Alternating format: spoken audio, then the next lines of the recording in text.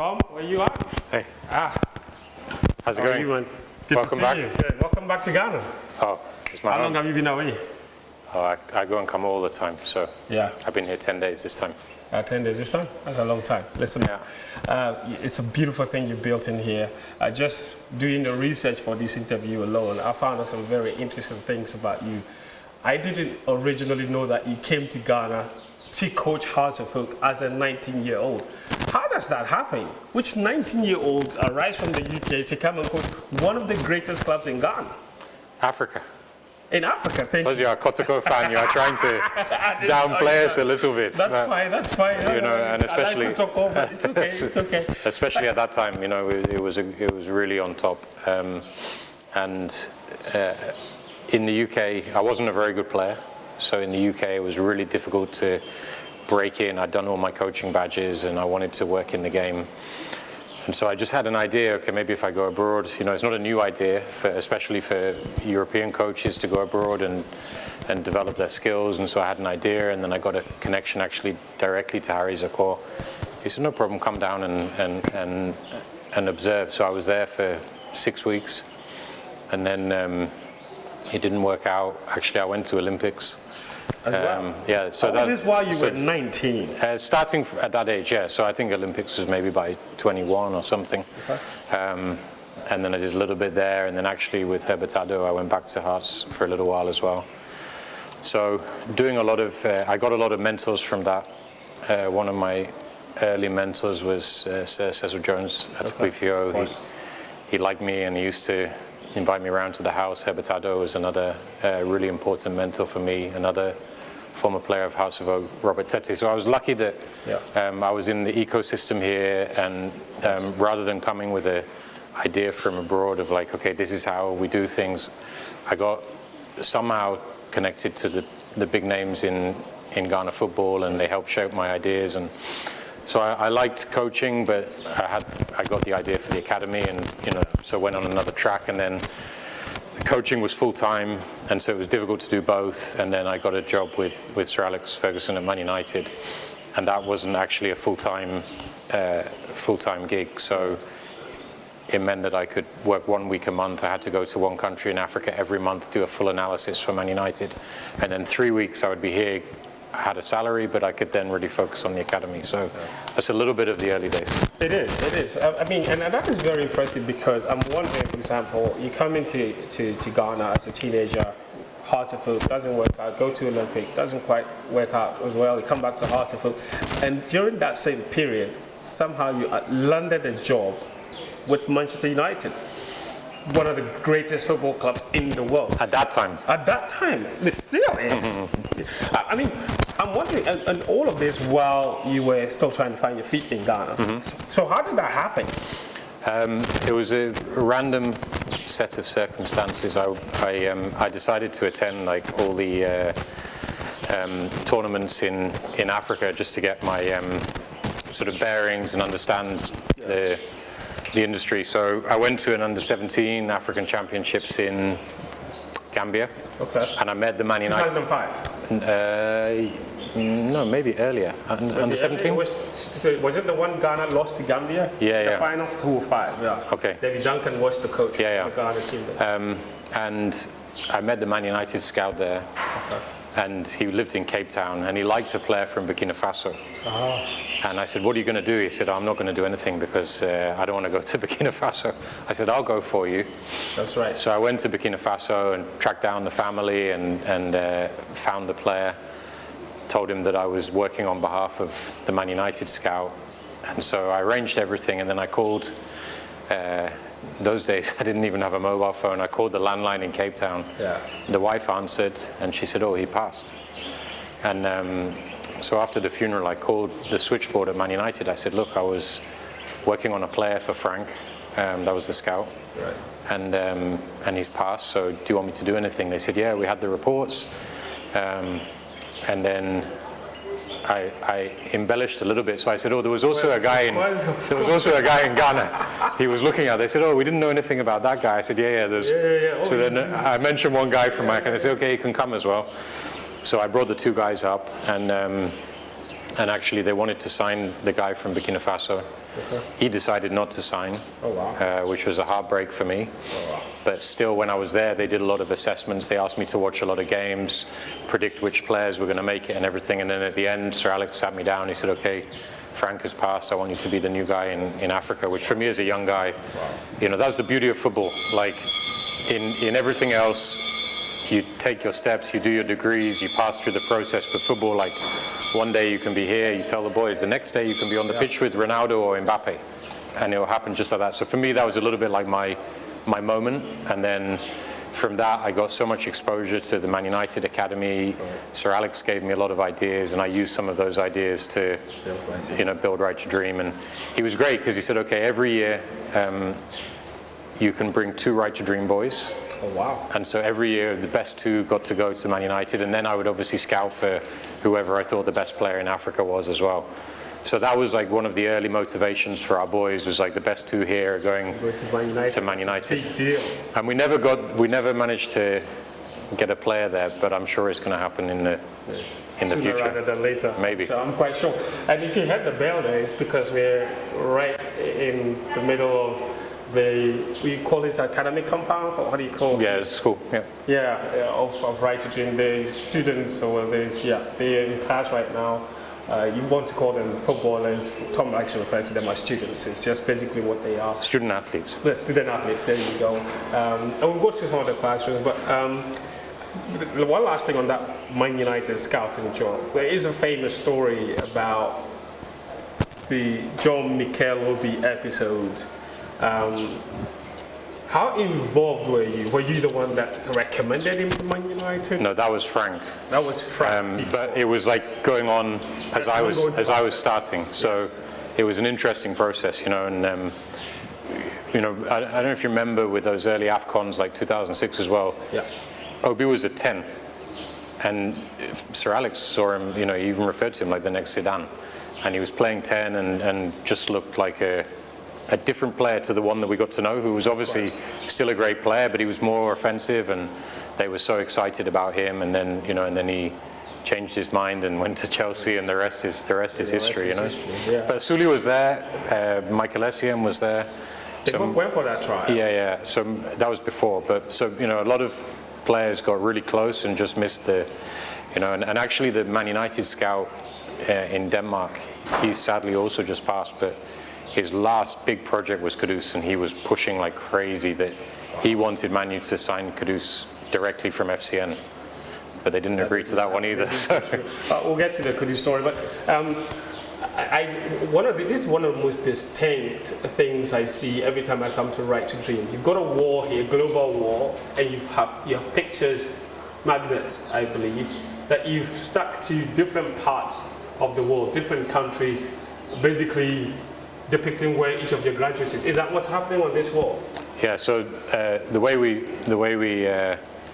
run it here is that we run a whole trial process across Ghana, and you have a local trial, then you have a regional trial, and then you have a final trial where you're here and you mix into the environment for about a month, so that we can see really whether you're a good fit.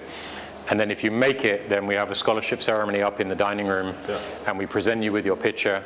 And then we make a guard of honor, and the young student athlete walks down, and then they put their picture on the map. Okay. And then when you graduate, you do a graduation speech, you walk down, you pick your picture off the map, and then you put it wherever you're going.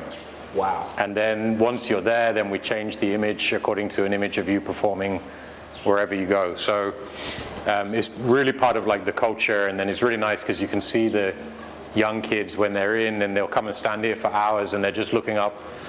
Obviously, a lot of guys studying in the US and playing in the US, and then this is this is America. That's a lot of kids in the US. Wow, probably even more than the ones in Europe. I think so. Yeah. That's crazy. So that's the policy here, and you know, it was.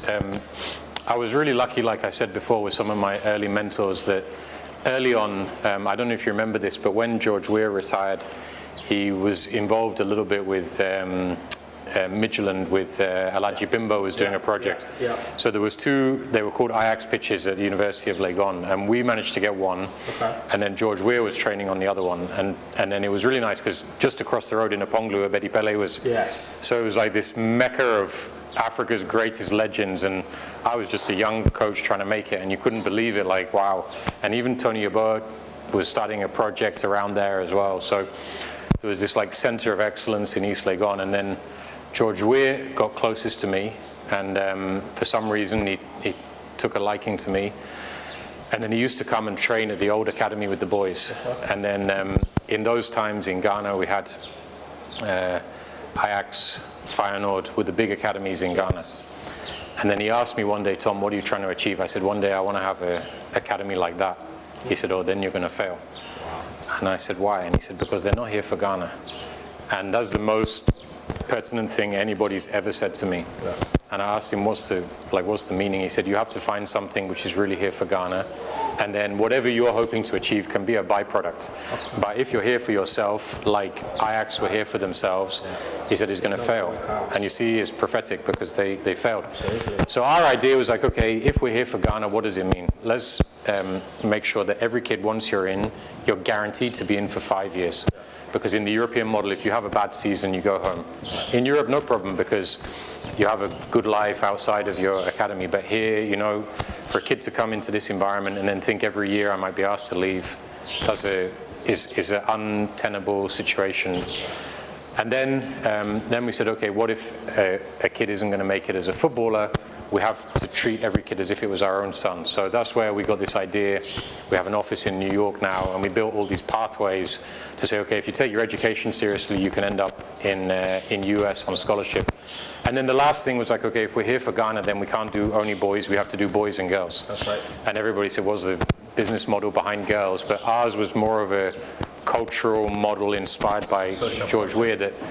And so, of course, we have our problems like everybody, but if you go into the communities, then the coaches know that, okay, all my boys that went to Right to Dream, either they're in US studying or they made it as a pro, and even they've been taking girls from the community as well. So we try as much as we can to make the best impact we can on the Ghana education and football ecosystem. And then the byproduct of business and success of FCN should be a byproduct rather than the objective. And so that hopefully is our example, because a lot of people are trying to do academies in Africa now, is like, don't come in with the extractive mindset, try to come in and be part of the ecosystem, and that's what we try to do. You know, the whole time just listening to you tell that story, it just says everything about it being the humble beginnings of this academy and how you started out. And I wanted to show you a picture so we can start that conversation about the very beginning. When you look at this picture, for example, this is a picture that is, what are we looking at here? This is a picture from the very beginning. And this, I presumably, is where? Legon. This is the University of Ghana. I thought I recognized that. Do you remember any of these kids? How many of these kids do you remember? Yeah, of course. I remember most of them, yeah. And this is Robert Tete. He was my very first mentor in Ghana. He played for House of Oak, and then he was a teacher at GIS, and that's how I got to know him. Oh, wow. And then he was the very first person to start showing me the fundamentals, introducing me to people. And he sadly passed, but he's like, this place is his legacy as much as mine. You famously started with 16 kids in your home in Jowolu. Those 16 kids, quite a number of them have become successful or went on to become successful. Some of them even playing for the national team. Who are some of it, for a lot of people that are watching that know a lot of national team footballers, who are some of the graduates from the very first class of Right to Dream? Should be up here. Should be up here somewhere. Most of them are retired now, though. Yeah. You know, because it's 25 years ago, and it is a long time they ago. started when they were 10, 11. So the guys who we had Godfrey Saka, who played for the local Black Stars. King Osei, Saka, yes, the Ghana Stars. Yeah. King Osei Jam played for the Black Stars once, but had a good career in Europe. Daniel Owusu played for, I can't remember if it was under 20 or, I think he may have played a friendly game, I can't remember, but he had a good career in Europe. And then there was like 2 or 3 other boys, Isaac Shays, Samuel Mensah. They had decent careers in Europe. And then a lot of the boys went and studied in America from that early group. I think 6 of them graduated from top universities in America as well. So, you know, the crazy thing is that the trial for that early group was 100 boys. We picked 16. And then from that 16, you have 5 or 6 having full careers in Europe, 5 or 6 getting degrees. So, you know, we're still only scratching the surface here, because if from 100 you can produce those results, imagine if the kind of methodology that we have was really scaled. Ghana will have no size in world football. Absolutely. And you know, one of the best things about this academy also has to be your scouting network, because I can imagine how difficult it is to choose 16 kids from 100. And I know that it's even worse now, in the sense that you have to choose very few from a much larger group. How do you arrive at those decisions? Because it must be very emotional even for the scouts to see every kid come out there, 1,000 kids come out there, with every single one of them looking for a pathway to get into the right to dream, and you only have to choose a very limited number. And that limited number, you have to be sure that these are the very best and that you're not doing anybody any favors. Yeah. How do you negotiate that kind of system? It's tough. It's really tough. And you know, the starting point is that, or the first thing I'll say is that the kids who don't get in, let's say we take the top 20, the kids from number 21 down to, let's say, number 100 would get into any academy in Europe. Any academy in Europe. So you can take the guy number 100, we don't have space for him here. If he lives in Madrid, he'll be in the Real Madrid Academy. That's my view. So it shows like how much is still to be done to serve the talent and the youth of Ghana. Like we need much more of what we're doing. So I won't say right to dreams, but I say we need, because we're doing our part, but we need much more expansion of like talent development. You know, my view is by far Ghana's biggest asset is the talent of its children, not in football, but broadly. Then secondly, the admissions criteria is, do we think that this kid can play in the Champions League or study in the Ivy League in future? Those are the 2 important. Those are the 2. So down from that, you have all kinds of metrics, academic testing, all kinds of football data-related subjective analysis of every kid, and then you have the secret sauce, which is character. And so when the kids come and live here, we have some amazing pastoral staff here who can really analyze, like, okay, which kids have the perspective, the hunger, the discipline, all the mental attributes that are required. Because as we all know, like ultimately that's what defines success, rather than your ability to write an exam or control a football. So it's those 3 factors that come together, and now it's a well kind of oiled machine with a lot of staff who are super experienced in that. I mean, because it begs the obvious question, especially right at the beginning. I mean, now we'll get to that. Now you're able to transfer players for a decent amount of money, but when you first started, and it's worth noting that every kid here is on scholarship. No one pays to come here. It's all free. So the question ultimately is, how do you, when you started, how were you funding all that scholarship? Because at the time you weren't also transferring players, so there was no income coming in. How did it all work out at the beginning? So I see Barack Obama classroom. Yeah. You named all the classrooms? All the classrooms are named, yeah. Oh, I see Johnson said it there. Yeah. All named after presidents? No. We have a variety. Tom Vernon? No, definitely not. No Tom Vernon classroom? No, this is about African role modeling, you know. It is. So there's a staff room there. Yeah. I would have liked to check out one of the classrooms. We'll go in the IT lab here. Oh, okay. That's okay. Yeah. So back to my question about how you funded the scholarships at the beginning, even putting up the structure, all these classrooms, education, school, feeding. You feed all of them. It's all 100% fully funded. How did you do that at the beginning? I was lucky. I had an idea for another business when I was in Ghana. Okay. And my idea was that there was a lot of foreigners coming down to teach English in schools in Ghana, and they were paying for it. Right. And so They were paying to come. They were paying to come. I see. So my idea was, why not, if you have a passion for football like me, Right. why not come down and then coach? And I knew all the Colts clubs in Accra. Yeah. And so I set up a company in the UK called Gap Sports Abroad. Okay. And the idea was, if you started doing your coaching badges and you were young and you wanted an experience, you could come down. I rented a house for all of them. And then More or less like an internship. exactly. And then they worked with all the Colts clubs in Accra.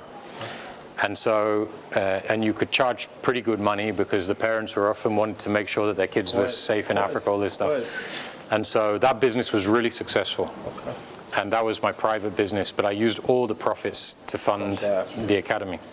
So I managed to run the academy for 10 years with that business, and then I managed to build all of this from that business. That is unbelievable. That is incredible, because it's one part of the, this is the ICT lab? Yeah, we'll go in. Okay, Yeah. my Angelo classroom.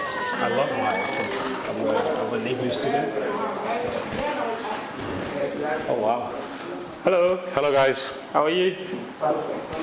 You're live on Joy FM, so make sure you look nice. Live with Joy News, Joy Prime, everything Joy.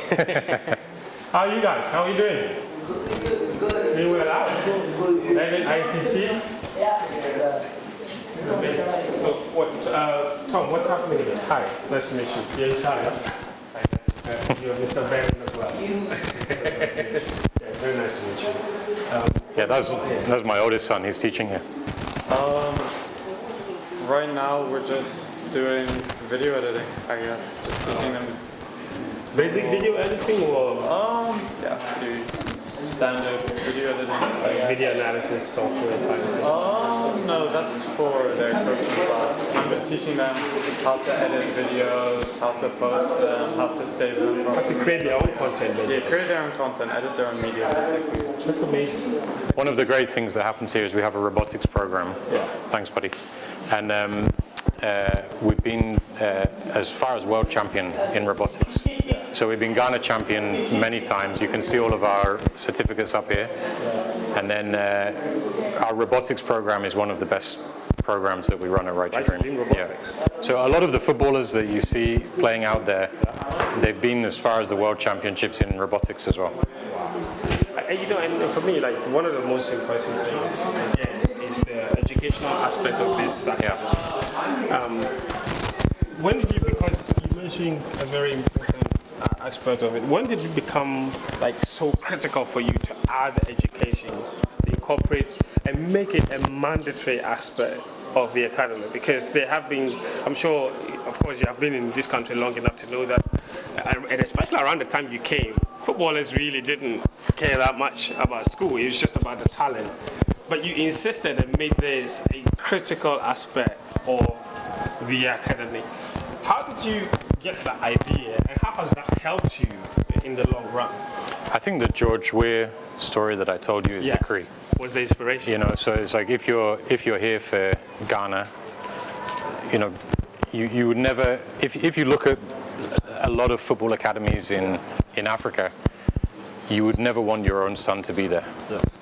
But in your example, even if your son is not a good footballer, you would be happy still for him to be here. Of course. So that was kind of the idea. Was like, how would you want it for your own son? If you're not thinking that way, then why are you doing it like that? And is it just because there's not much regulation, so you can get away with whatever you want, or do you want to do the right thing? Yeah. And I'm guessing that also made it easier for you to convince parents to let their kids come, because there are some parents who will have, and I think it's happening in the past, where a lot of Ghanaians would say, you know what, I was so good at football, but my parents didn't let me play football because they wanted me to go to school. This solves that problem, because then parents can easily let their kids come because they know that they still have school. But you know, I mentioned before that I was really close with Jones in the early days, and he used to talk about the academicals and the older generation, you know. 60s. So people talk about Ghana in the context of that, like footballers are kobolos, and in like 2000s and everything, parents don't let them do it. But really, historically, there's a precedent of what we do being the actual model that Ghana adopted. So Jones as well was a big part in like talking about that. Herbert Addo was the same, highly educated coaches. And so that was like part of the idea. George was also part of the inspiration around that. And then we just saw what it would do for our culture, like if you're in an academy and you know that, okay, they like this guy and this guy, so they're focused on them for football and the rest of us are just here to support them, gradually the culture will start to deteriorate. But if you know, like, okay, they think this guy is the next superstar footballer, but I'm going to Stanford University, then you worry less about somebody else and what they're getting and you focus on your own thing more. So it's a big part for the, the culture. And this is the wall you spoke about earlier, the graduation wall, if I can call it that. And this basically has a list of every single... So this is international, so we just hit 50 internationals. Oh, these are international? Yeah. Okay, I see there, international honors. So these are players who have played for their national teams, not just Ghana. Yeah. And, oh wow, that list is long. So this is big. Oh wow. That's the professional players. Professional players. Yeah. So all these players are playing professionally from Right to Dream. Yeah. So they all pick their picture like I showed you and put it up on there. And you mentioned, is this the overall best player? So each year you award an overall best player. Yeah. So we have one for the best player in the academy. Sorry, we should have prepared better for you. Yeah. And then one for the overall best player in Europe. So at the Christmas party, then we give the award, and often the player will do a video and send it back to motivate the next generation. Yeah. So I can see very familiar names. Mohamed Kudus was named Best Academy Player 2 times. Yeah. In 2016 and also in 2017. Yeah. And 2017, did he co-win it with Ibrahim Sadiq? Or? Yeah. Okay. I see one name there, and I'm very impressed. Not necessarily because of just his footballing, his footballing ability, and we'll talk about that as well. Some of the most talented players you've had come to the academy. But Maxwell Wollasey is doing a lot of work in the community. Yeah. In the community, this is an essential part of what you do here, the culture you do here. That it's not just about succeeding for yourself, but also being community champions. Yeah, and one of our early ideas was like, you should give back to Right to Dream, but we've changed that now because we've found our way, we're doing okay. Yeah. So we really want you to think about the things that are closest to you and your community. So Maxwell is like a son to me, and he's one of the biggest inspirations that Right to Dream ever had, because he's used the education that he got here in a structured way to build the hijab project. He decided his passion was creating an environment for Muslim girls in Nima and now beyond to experience and develop their lives through football. And the guy's just flying with it. At Nike, they love him. He's one of the most popular athletes that they have, even in a huge organization like that. So he's a fantastic guy and he's a role model. And then this is how we recognize that. So we have the Academy Significant Contribution Award. And that doesn't mean that you necessarily did something for the Academy. It might be something that you did for your community as well. So just an impact maker. Exactly. And this is a very recognizable name and it goes to people that really follow the Academy. Hussein Buda. Yeah. It's one of my favorite academy graduates you have, not just because he's a good footballer. I think he's a very good footballer. He's a Burkina Faso international. But he is a smart kid in school. He's an Ivy League graduate. Stanford, yeah. Stanford. And he was finishing his degree, I read somewhere, while playing professionally in the MLS, for San Jose Earthquake. Yeah. I mean, that is ridiculous, to be able to do that, and not just him. There's quite a number of them that I have seen, especially those in the US system who are going professional. I think Shakur Mohammed is another one, the Kumasi kid, that are doing. How do you teach them that life academic balance? It all starts from here. But then when they go to the US, it becomes a lot easier for them. I would say it starts before here. And I think, Right to Dream, you can call it like a polishing school, but, my belief is that the Ghanaian village is the center of excellence. And the development mindset that exists in the village, these ideas that it takes a village to raise a child, the communal idea that everybody can correct a kid and set them in the right direction, Even the kind of pitches and the kind of coaches that we have in Ghana, from 2 to 10, for me is the best in the world, because there's so many elements in terms of like how village technical development in football works. So it's not like we teach these players that everybody knows to have such great technique or have such discipline or have such communal. Is Ghana. And so the objective for our CEO here is to make sure that this place retains like the best of Ghanaian cultural essence. It's not an idea from outside. Like we saw all the development methodology from outside with the Ajaxes in the finals. We saw it all fail here. And so the idea here is just to make the best of the way that Ghana already sees development, the way that Ghana already sees sport, and then you kind of refine and evolve that. So, and then we think that's such a powerful idea that we tried to take that idea to Europe and put it in Denmark, in Egypt, in California, because a lot of like the strength and power that we have in the development methodology in Ghana, people have lost sight because we have so many day-to-day issues around poverty, corruption, that we're not seeing like actually underneath the surface. This is one of the most world-class development philosophies you can find in the world, and it's nothing to do with me. I didn't invent any of that stuff. It was here, and then I was lucky. I kept talking about my mentors to be a little bit inspired by people to get pointed in the right direction, and then I had the conviction to follow that direction, which can be difficult because everything outside looks so shiny and it looks like it's working better than here.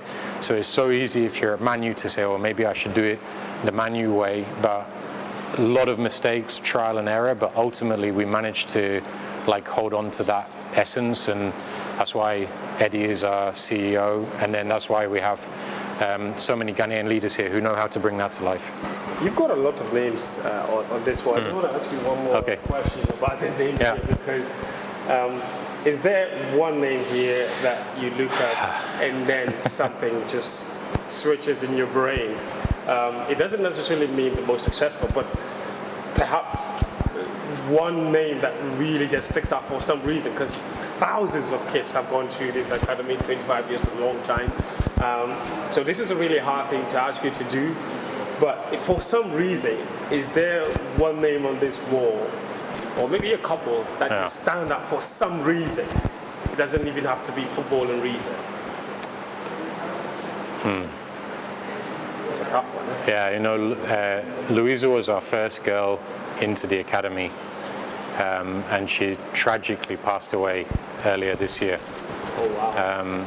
And she was studying engineering in Milwaukee, and she was our first girl here, first girl to play for Ghana, and then she passed of a heart attack unexpectedly at 22 years old. Oh my God. So, we're going to rename this award after her, and it was a tragedy. And when we started the Girls Academy, I didn't really believe it was going to work. And then when I met her, I was like, okay, it's going to work. And actually, like, if I could have my time back, I may have started with girls rather than boys. Wow. And so we don't have too many girls on this list with international. On the scholarship list, we have a lot. And then on the boys' side, that's really hard. I mean, I've got a couple of them are my friends. David is a good friend. Yeah.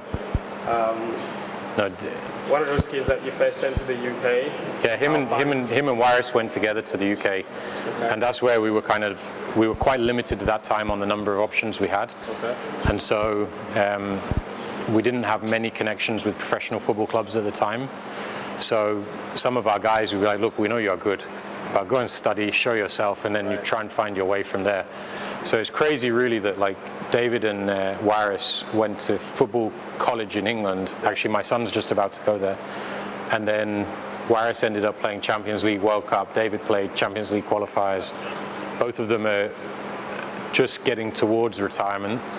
I've been with both of them in the last 2 months. They're thinking about how they can now step back in, support the Right to Dream ecosystem. So top guys. And then